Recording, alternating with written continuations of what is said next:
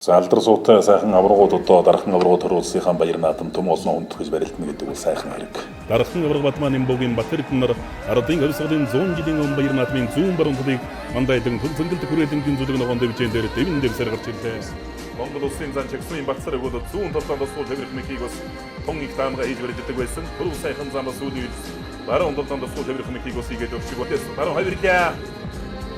Таудангийн жантмас вариатта Гэжин зэргийн техник зүүн нэгдүгээр анги нүү баригрэс компани Монгол улсын сан одоо бас нэг тийм гайгүй штайхан дуу хоолой одоо заяасан байна л гэж одооноос л ойлгож байна да баг тийм одоо 20 30 эдтэй учраас юмыг анзаардаг бол байлаа шүү дээ. Яг нь ер нь манай өвөг дээдэс талд бас сайхан дуу хоолой сайхантай улсууд ус байсан юм.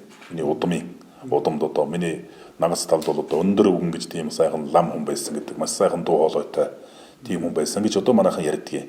Зарим нэг настай улсууд чи бас тэр өндөр өвгөн гэдэг үнтэй их төстэй юм аа. Дуу хоолойны хувьд их адилхан юм аа гэж бас одоо уус нутгийн улсууд бас тэгж л байдгийг. Яг нь миний дуу хоолой тийм учиргүй бүдүүн ч одоо бас оркестртон төрөөгүй л баг. Тэгээд тэр нэг шилжилтийн насан дээрд миний дуу хоолой их онцгой өөрчлөгдсөн гэж би өөрөө тэтгэлдэ.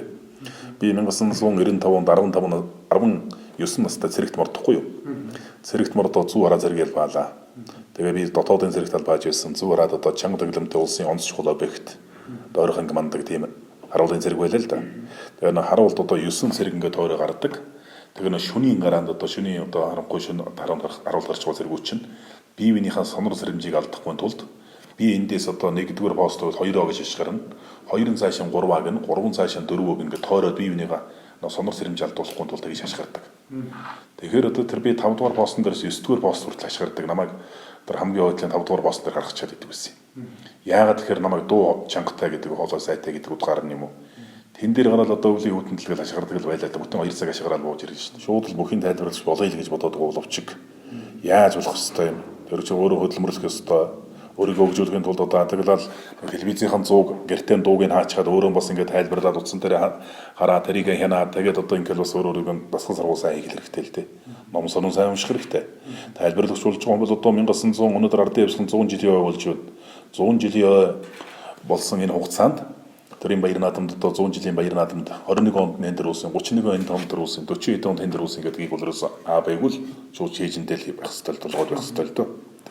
Гэх мэтийн л одоо бас шаардлагыг би бас ганц нэг залуучууд ус яхад бол хэлдэг юм. 2015 оны наадам хамгийн их баярлалд огдсон наадам бол 2015 оны наадам л да. Ерөөс. Тэр 2015 онд яагаад хэрвээ шин дундуур Эрдэнэлээ манай нутгаас 2 улсын чинсэлтэн төрсөн манай Эрдэнэлээс тэр баяр наадам бол одоо бас миний их сайхан тийм нэг одоо их мартагдчихгүй одоо баяр хөөртэй наадам гэх юм уу да. Би тэгтээ тэр 5-5-ны бүхийг тайлбарлаагүй шүү дээ. Ч одоо төрийн наадам том наадам тайлбарлаж байгаа юм чинь нутгийн бүх барилдаж үнийг аль нэг игмаг хийгээд байж болохгүй шүү дээ бас. Нэг бол одоо нутгийнхныгаа яриад чиг тийм тиймэрхүү байдал хэзээ ч гарч болохгүй. Тийм учраас би манай гамбал тэр 5-5-ыг тайлбарлаж би өөрөө 5-5-ыг талбайр хараад үзэж байлаа да. Тэр наадам бас их дурсгалтай л одоо их мартагдчихгүй наадам гэж хэлж болно л доо.